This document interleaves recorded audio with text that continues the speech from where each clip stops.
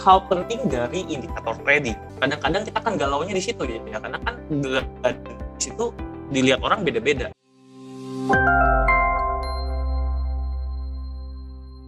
Halo teman-teman, video kelas indikator trading ini terdiri dari 3 part. Jadi, pastikan teman-teman tonton semua bagiannya ya. Selamat belajar! Kita akan belajar tentang Tipzilla Sistema. Bagian materi topiknya adalah mengenal indikator trading dan juga pemakaiannya ya teman-teman. Nah, jadi mungkin buat teman-teman yang udah belajar trading ya, tentang trading forex ataupun trading apapun ya, saham atau cryptocurrency, pasti harusnya sudah pernah dengar yang namanya trading indikator. Karena biasanya orang-orang itu ketika pertama kali mulai pasti bertanya gimana caranya kita melihat harga akan naik. Biasanya dikasih 1 atau 2 indikator. Misalnya mungkin yang teman-teman udah agak familiar itu biasanya moving average atau RSI ya, itu atau MACD, biasanya dipakainya satu gitu. Nah, buat apa kita memakai trading indikator? Nah, sebelum kita ke sana, kita harus paham dulu apa itu trading indikator ya. Jadi buat teman-teman nih yang udah pernah pakai trading indikator dan juga belum pernah memakai trading indikator ya.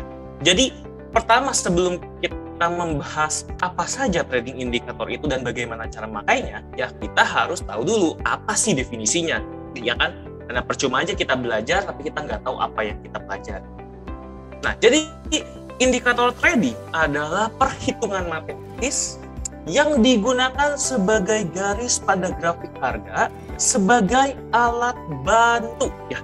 Itu yang udah saya merahin, alat bantu itu perlu ditanamkan baik-baik ke pikiran kita ya, ke strategi kita.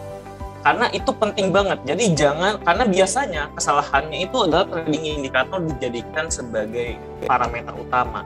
Yang seharusnya trading indikator itu adalah alat bantu ya. Untuk apa? Untuk mengidentifikasi sinyal dan tren pasar.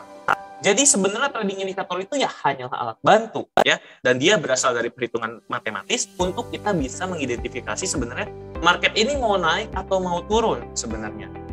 Seperti itu. Nah, itu adalah trading indikator. Ya. Sekarang kita udah tahu trading indikator itu apa ya?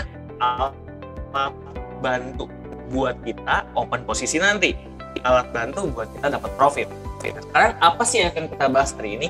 Yang pertama itu hal penting dari indikator trading dan bagaimana sih sebenarnya peraturannya bagaimana ketika kita menggunakan indikator trading. Lalu saya akan membahas ada 4 jenis indikator dan bagaimanakah cara penggunaannya secara sekilas ya. Karena kalau kita ngomongin indikator trading itu ada ribuan teman-teman. Ada Bollinger Band, ada MACD, ada ATR, ada OBV, pokoknya itu banyak banget dan dikombinasikan. Tapi hari ini saya akan memberikan kurang lebih pengenalannya lah, karena kalau saya jelaskan semua jelas gak akan pernah habis ya.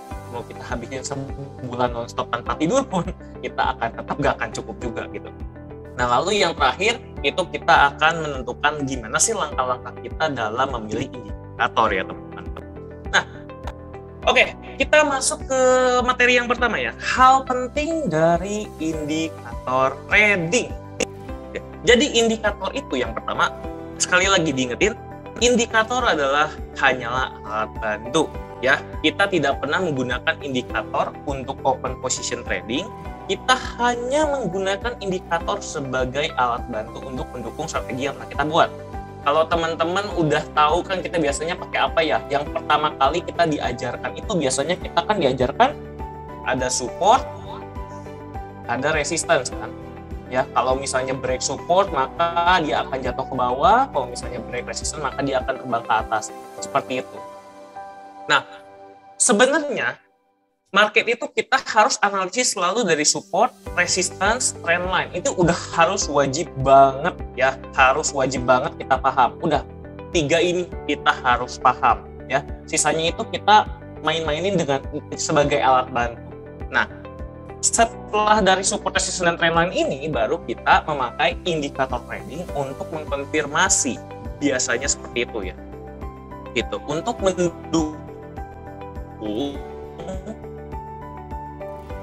apa yang udah kita step support dan resistance-nya. Seperti itu. Ya. Nah, Jadi dengan catatan dua tadi, teman-teman harusnya paham kalau itu hanya alat bantu. Jadi kalau misalnya kita mau open posisi tanpa membuat support dan resistance, artinya ada kesalahan dalam analisis kita. Karena itu yang paling penting dasarnya. Dan yang kedua, indikator trading itu berlaku untuk semua pair ya. Semua komoditi, semua apapun itu yang ada grafiknya, yang ada harganya ya, pergerakan tentang uang. Misalnya, ini bisa dipakai buat apa aja? Semua aset yang bisa ditradingkan seperti saham, kripto, forex dan lain-lain ya, mau sahamnya indeks, mau sahamnya Hang Seng, itu semua bisa teman-teman. Dan yang kedua, price action akan konsisten dalam aset trading yang berbeda-beda. Seperti itu teman-teman ya. Itu adalah hal-hal penting yang teman-teman perlu catat di trading indikator ya. Ketika teman-teman mau menggunakan trading indikator atau indikator trading. Nah, sekarang ya teman-teman. Nah, mungkin ini banyak banget ya kayaknya teman-teman yang kalau sepengalaman saya ya, buat teman-teman biasanya pakai trading indikatornya itu bisa kita asal, saya biasanya pakai RSI. Kenapa pakai RSI? Ya saya biasanya pakai itu gitu. Tapi nggak tahu gimana cara penggunaannya, dan kadang-kadang bahkan ketika kita sudah belajar banyak indikator, kita misalnya belajar ada 10 indikator, kita nggak tahu gitu lebih baik pakai yang mana. Lebih akurat moving average atau MACD, lebih akurat RSI atau stokastik, lebih akurat ini atau ini gitu, ya kan?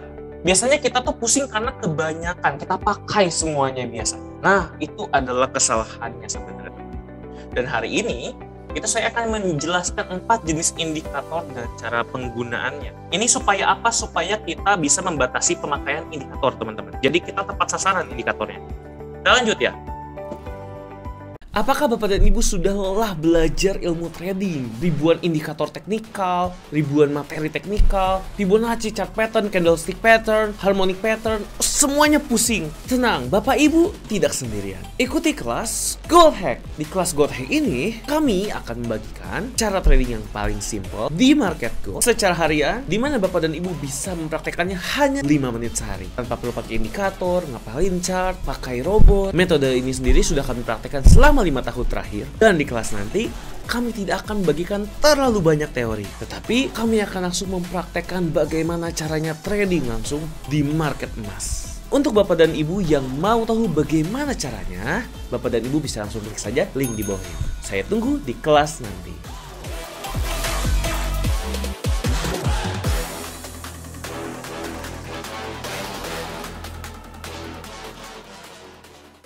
Oke.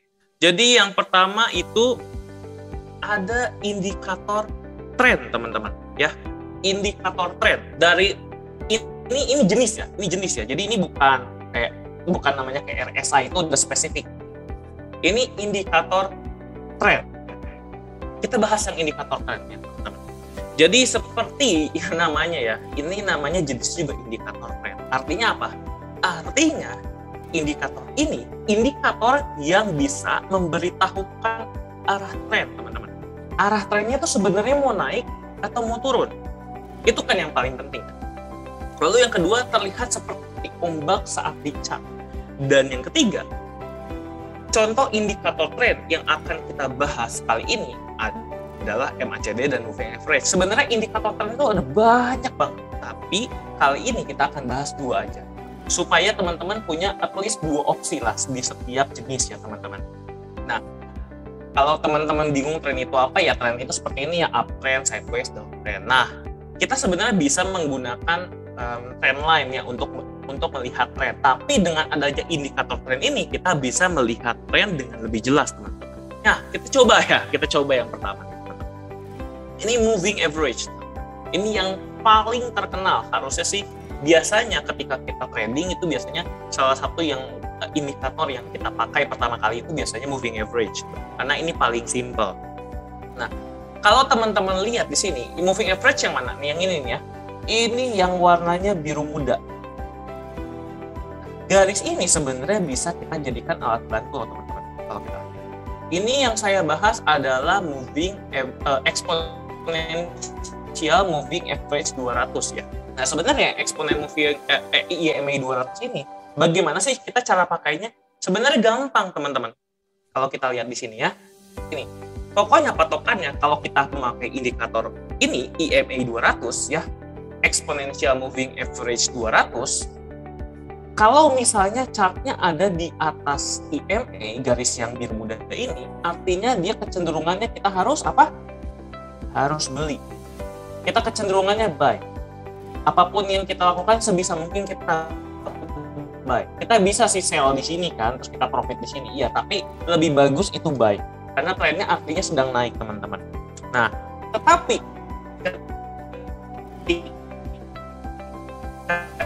dia tertembus, sepertinya chartnya sudah berada di bawah garis, betul kan? Di bawah garis EMA. Kalau sudah di bawah garis EMA 200, artinya kemungkinan besar ada perubahan tren. Dari yang sebelumnya tren naik jadi tren turun. Sekarang mulai kebayang ya, jadi enaknya kita pakai EMA ini untuk menentukan tren. Tapi apakah kita bisa melihat ke sini saja? Nggak bisa gitu, karena kita memang harus membuat trendline, ada support dan resistance juga. Ini sebagai alat bantu untuk mengkonfirmasi kita bacanya udah benar belum. Begitu, karena ini pun indikator pun bisa salah ya soalnya, karena dia lagging. Kalau teman-teman tahu moving average itu nge-lag karena dia datanya terlambat ya. Dia kan rata-ratakan data-data yang sebelumnya. Gitu. Ya, nih. Kalau teman-teman lihat di sini, nah ini kan sudah mulai tertembus ya. Kalau kita lihat, nah, ini belum confirm banget gitu. Pokoknya makanya kita harus konfirmasi dengan kita buat resistance. Kalau dia tembus resistance yang ini,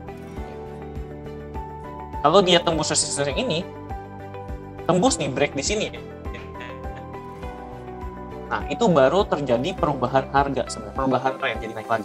Itu konfirmasinya biasanya. Atau kita bisa bikin yang lebih bawah lagi, misalnya ya, di sini. Nah, ini juga bisa. Ini kalau kita lihat lebih dekat ya. Ini konfirmasi yang jauh banget. Tapi kalau misalnya ingin konfirmasi yang dari awal banget, di sini. Ini ada resistance. Ini ada resistance ya. Resistance yang ini ke itu aja jebol ya. Sebenarnya udah ada tanda-tanda naik di sini. Begitu teman-teman ya. Makanya kita jangan sampai juga ini kita kena fake ini loh. Jadi dia naik, oh ini kayaknya udah jebol nih. Kayaknya udah jebol deh di sini. Enggak, ini fake sebenarnya. Ini cuman jebol-jebol dikit aja ya. Mungkin ini nih yang kelihatan kayak fake, tapi sebenarnya dia kan masih sideways. Makanya kita tunggu konfirmasi. Ini tembus nggak support yang resistance sebelumnya. Jadi tetap harus berpatokan pada support dan resistance. Kalau tembus baru kita beli di sini. Ini kan masih turun nih ke bawah. Nah, kalau yang ini kan udah tembus resistance yang sebelumnya. Ya udah, ini udah tembus moving EMA 200 juga. Jadi ini udah confirm sebenarnya. Dan yang paling confirm itu ya harus lebih dari ini. Tapi dari sini juga udah kelihatan kok. Begitu. Dan kalau misalnya udah di atas ini ya kita tinggal buy aja karena kan harganya naik terus.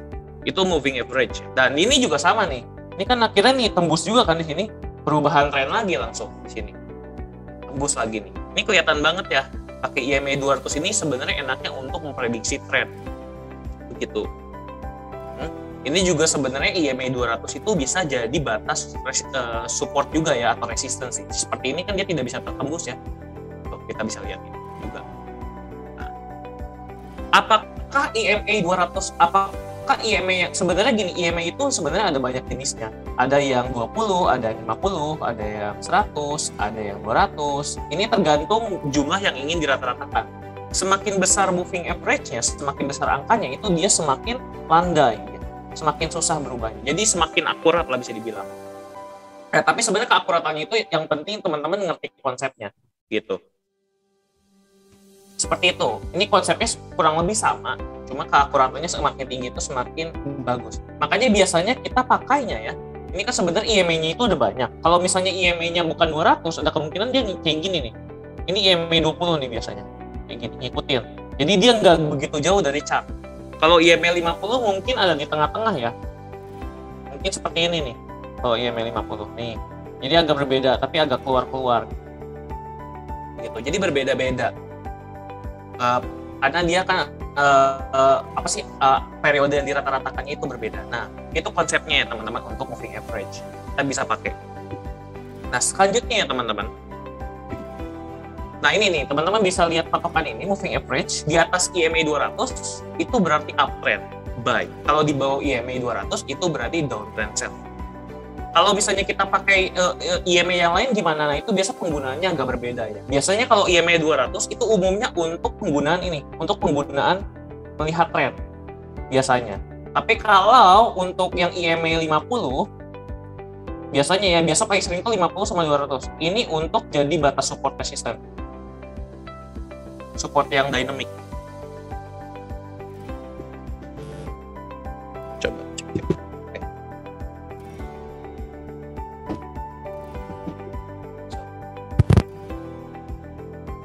Oke, nah kita lanjut lagi ya, sorry tadi ada gangguan teknis sedikit. Oke, nah sampai situ moving average, kira-kira teman-teman masih pada ngikutin nggak nih teman-teman? Jelas nggak sampai sini? Saya pengen absen dulu nih. Semuanya pada ngedengerin nggak? Coba kalau aman, Pak Tony aman ya. Coba yang lain. Oke, Priscila jelas. Oke, Pak Alexander juga paham. Yang lain bagaimana? Pak Abdul, Pak Ade, Jelas, Pak Budi, kemarin oke jelas, terima kasih. Oke ya, si Jenny, Pak Wawan, aman? Masih pada ikutin semua? Oke ya, saya lihat di chat ramai juga. Oke, begitu, sip, jelas semuanya ya. Oke, sekarang kita lanjut lagi ke MACD ya, MACD indikator. Nah, kalau MACD indikator itu teman-teman lihat yang ada di bawah sini. Nah, ini yang ada di bawah sini. Ini MACD indikator ya.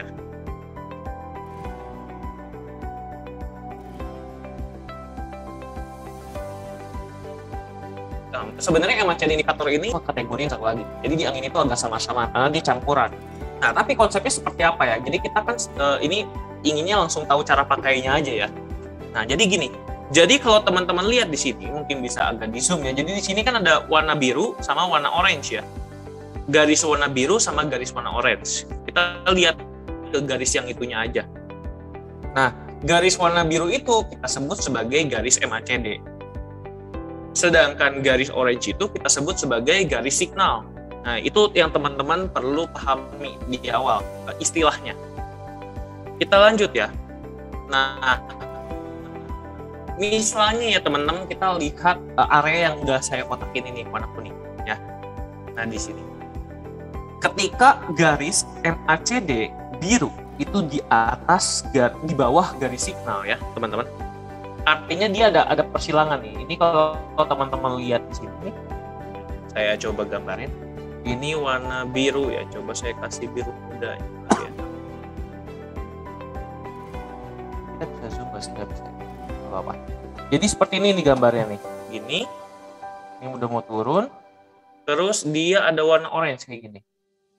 Nah, dia bersilangan seperti ini. Ya. Ini itu garis MACD, ini garis signal. Nah, ketika ini terjadi cross, dan sekarang garis MACD-nya itu di bawah, jadi di bawah kan berikutnya nih. Kita lihatnya sekarang ke yang kanan nih, ke area kanan sini. Ini kan warna birunya jadi di bawah, warna orange-nya jadi di atas. Nah, artinya kalau terjadi itu kecenderungan kita apa sell langsung. Nah, jadi kita lihat gimana nih lihatnya. Saya coba garisin cross yang tadi ya, cross yang tadi. Ini cross yang pertama ya. Kita lihat tadi yang biru sama yang oranye bersilangan. Jadi yang biru tuh di bawah, yang oranye ada di bawah, di atas ya. Nih, kita lihat area ini sampai sini. Kalau kita lihat di sini tuh kecenderungannya jadi turun ya teman-teman, sell. Nah, terus kita coba lihat lagi contoh yang berikutnya. Di sini garis merah yang sebelah. Nah, kalau garis merah yang sebelah nih, kita lihat juga nih, ini kan ada persilangan nih, ya kan? Persilangan nih, ini bisa sampai sini nih. Tuh, kecenderungannya turun ya, kecenderungannya nih, yang ini, kecenderungannya turun. Jadi ketika dia bersilangan, golden cross langsung dia turun nih. Kalau kita lihat tuh, turun bawah, sampai ke batas yang golden cross satu lagi nih. Kan ada golden cross yang kebalikannya. Kita bahasnya golden cross yang di atas dulu. Jadi kita fokus. Next. Yang berikutnya lagi, nih, ini kan golden cross lagi tuh. Di sini itu, cross lagi nih. Tuh, dia udah kalau udah mau cross gitu udah mau turun tuh. Turun dia langsung. Sampai mana? Sampai sini. Sampai cross yang berikutnya. Nah, saya remote. Nah, seperti inilah kurang lebih. Tuh. Kurang lebih cukup akurat ya si MACD ini juga. Next lagi. Tuh, ini juga sama ya. Kita bisa lihat lagi contohnya tuh. di sini udah tinggi banget, terus terjadi golden cross. Nah, siap-siap aja teman-teman langsung sell. Langsung cuannya lumayan di sini sampai sini. Seperti itu. Tapi dikonfirmasi juga dengan trendline, dikonfirmasi juga dengan support resistance, itu udah wajib banget. Begitu. Ini juga sama tuh ya, teman-teman bisa lihat. Ketika golden cross terjadilah penurunan yang lebih jauh lagi, teman-teman. Nah, sekarang kita lihat yang kedua ya, teman-teman. Nah, ini kalau misalnya yang terjadi itu uptrend. Ini gimana nih? Kita lihat yang di bawah ya sekarang. Kita lihat yang di bawah nih. Yang di bawah nih teman-teman bisa lihat nih, ketika yang di bawah terjadi bersilangan, langsung dia naik tuh. Next-nya bagaimana nih next? Kalau untuk time frame ini sebenarnya bisa dipakai untuk time frame manapun ya sebenarnya. Sebenarnya bisa. Tapi kalau MACD saya saranin untuk melihat tren seperti ini lebih baik pakai time frame yang gede. Karena kan time frame itu tergantung dari tergantung dari kita jenis trader yang mana. Kita kan biasanya punya tiga time frame yang kita lihat ya. Misalnya scalping itu biasanya ada 15 menit, 5 menit sama 30 menit biasanya. Kita biasanya lihat yang paling gedenya. MACD itu buat itu untuk menentukan tren itu. Kalau misalnya kita daily itu kan ada sampai 4 jam ya, 15 menit sama 4 jam tuh. 4 jam berarti kita lihatnya. Jadi itu tergantung kita maunya, kita tuh sebenarnya scalper atau day trader atau swing trader atau position trader. Itu tergantung. Nah, sekarang kita lanjut lagi, ini ada cross lagi di bawah sini. Dia naik lagi tuh. Sama. Naik lagi ya, kita kasih contoh lagi. Cross lagi di bawah. Cuman ini crossnya agak kurang kelihatan ya, karena dia trennya lagi naik banget. Ini sama nih. Udah mulai naik. Makanya ini kita perlu buat support resistance juga. Si MACD ini cuma alat bantu, karena kadang-kadang kurang kelihatan. Kadang-kadang. Lanjut lagi itu yang ini. Ini sama kan, terjadi cross. Kita konfirmasinya ya, dia kan udah kena trendline kan. Kita lihat di MACD udah golden cross belum? Kalau udah kita buka di situ. Kadang-kadang kita kan galaunya di situ ya, karena kan di situ dilihat orang beda-beda. Seperti itu caranya. Jadi kenapa saya sebut kalau indikator ini sebagai alat bantu untuk konfirmasi ya. Nah, itu untuk indikator yang pertama ya, indikator trend. Ada 3 lagi teman-teman, makanya saya nggak bisa menjelaskan satu indikator terlalu lengkap dan terlalu banyak karena indikatornya itu ada banyak banget. Yang kedua nih, jadi kalau yang tadi tren itu untuk melihat tren ya jelas ya. Nah, tapi kalau indikator yang ini